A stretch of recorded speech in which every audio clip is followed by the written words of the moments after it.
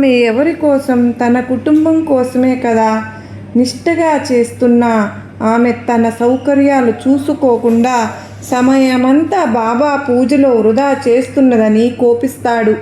అలాంటి వారిని బాబా నిజానికి కోపించి శిక్షించాలి.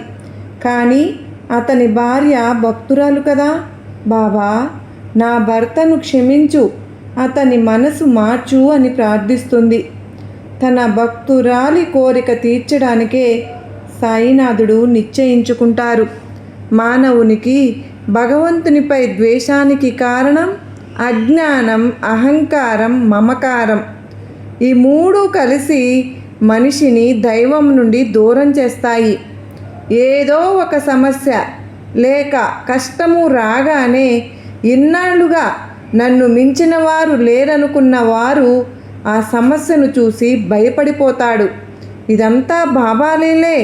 బాబాను నమ్మకుండా విమర్శించిన సపత్నేకర్ లాంటి ఎంతోమంది భక్తులు చివరకు బాబా వారి చరణాల నీడలో సేదతీరారు. మరి అలా నిష్టగా చేసుకుంటూ ఉన్నప్పుడు వాళ్ళని ఎప్పుడు కూడా డిస్టర్బ్ చేయకూడదండి. వాళ్ళకు మన సపోర్ట్ అనేది మనం అందిస్తే మన కుటుంబం మొత్తానికి సాయినాథుడు హెల్ప్ చేస్తారు కదా.